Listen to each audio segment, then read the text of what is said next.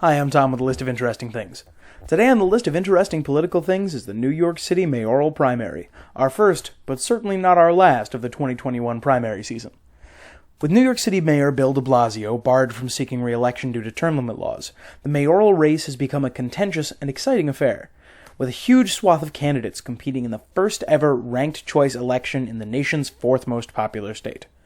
Because of the political makeup of New York City, it being overwhelmingly left-leaning, the Democratic Party will very likely decide in this primary who the winner of the general election in November will be. So this race decides the fate of 2.5% of the country in a new, interesting, and novel way.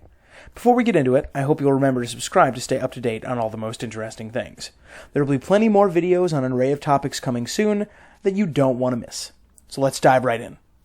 In November of 2019, after a grueling and brutal campaign, New York City became the first place in New York State to officially adopt ranked choice voting. This is a landmark for a whole host of reasons. Setting aside the fact that it's just wonderful for the people of New York City, this is also being viewed as a litmus test for similar ballot measures in the future in the rest of the state. We have another video on ranked choice voting generally, which I'll link in the corner right now, but let's start with a brief overview. The previous voting method in New York City, and the most common one used in the United States, the one you're probably familiar with, is called first-past-the-post voting, sometimes called winner-take-all. It's pretty simple in principle. In any election, all voters vote for one candidate. The person with the most votes wins. This sounds straightforward, but it becomes very complicated and truly terrible in races with more than two candidates. For example, hypothetically, let's suppose that in New York City, the mayoral race was between two of the current frontrunner candidates, Eric Adams, the current Brooklyn Borough president, and Maya Wiley, who's a civil rights attorney and an activist. Let's suppose that Wiley comes out a little more popular than Adams. This isn't necessarily supported by the polls, but we'll get to that in a minute. For right now, this is all hypothetical. There's around 4 million registered Democrats in New York City. Let's suppose that Wiley gets 2.2 million votes and Adams gets 1.8 million. In this case, Wiley would win, as she should. But now let's complicate things. Let's suppose that we add a third candidate to this race. Adams is pretty centrist. He has a lot of police history, and he's been a part of the New York City establishment long enough to have been borough president. Wiley, on the other hand, is pretty left-leaning. She's been talking about a new deal for New York City, and she has some pretty progressive climate positions. She's been talking, in part at least, about some pretty big police reforms. But what if we add in Andrew Yang? Yang is quite broadly popular and quite progressive. His ideas about universal basic income in particular are extremely left-leaning for the current climate. Because he leans pretty left, he and Wiley would tend to share a voter base. This is a problem for both of them. After this hypothetical election, let's say Yang pulls 900,000 votes and gets a total of 22.5%, most of those coming from Wiley's camp, who pulls in 1.4 million and gets 35%. Adams gets 1.7 million and wins with a percentage of 42.5%. In first past the post, the system currently in place in most of the United States, this is where the story would end. But there's a problem with this. In this hypothetical, Adams wins with 42.5% of the vote, meaning the winner is someone that 57.5% of people voted against. I'll say that again. The winner is someone a majority of people voted against. This effect is called the spoiler effect. This amazing graphic comes from the Center for Election Science, by the way.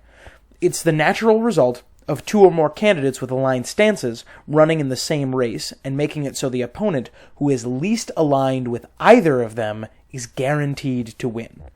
This is a huge problem in U.S. politics, and it's one of the reasons that third parties are so weak in the U.S.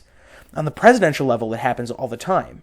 We saw it in 2016 when Donald Trump won Pennsylvania, even though 51.8% of people voted against him.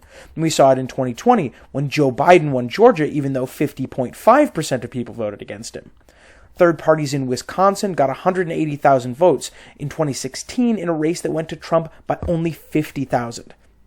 And just last year, Joe Jorgensen got 51,000 votes in 2020, in Georgia, in a race that went to Biden by less than 11. Now, I should note, a lot of people say that this is quote-unquote because of third-party candidates, that they can be blamed for it. It's not.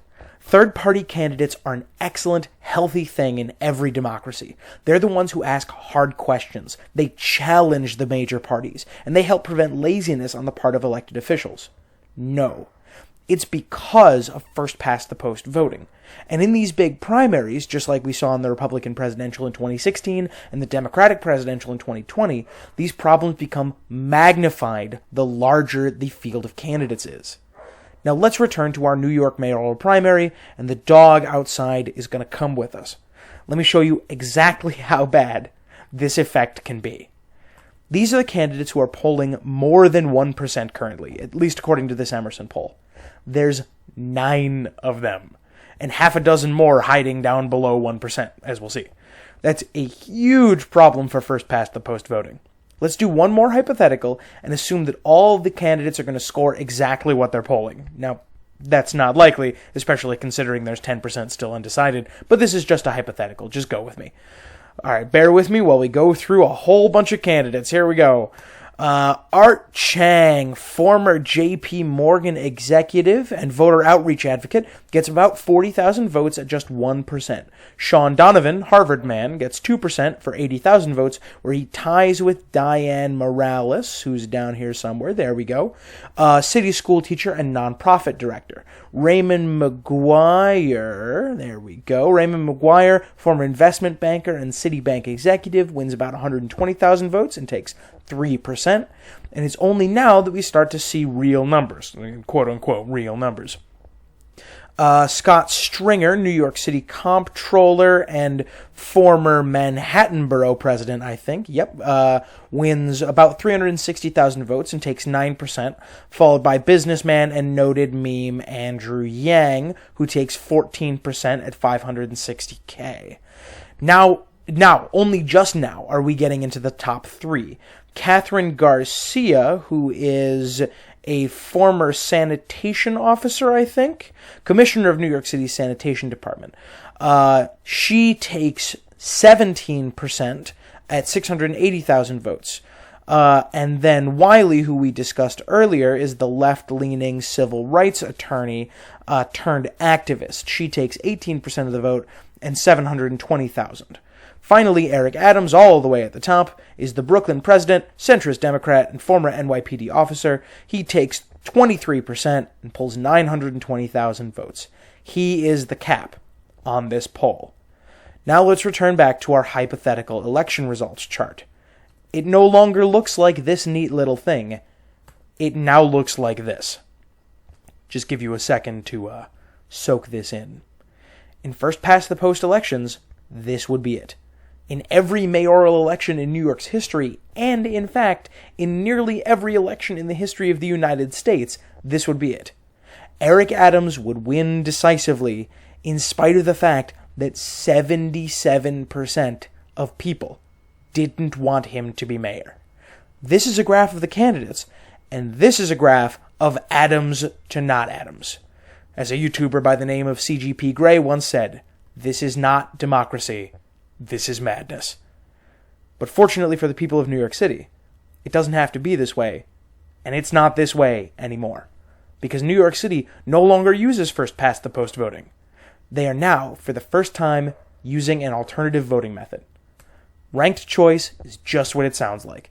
Instead of bubbling in the candidate you want, you rank them 1 to 5 or 1 to 10, depending on how it's set up. Then the race is conducted as usual. If someone gets more than 50%, they are immediately elected. It's uncomplicated. But if no candidate breaks 50%, then the lowest candidate, in our case Chang, will get struck from the ballot. And anyone who voted for him will have their votes reallocated to their second choices.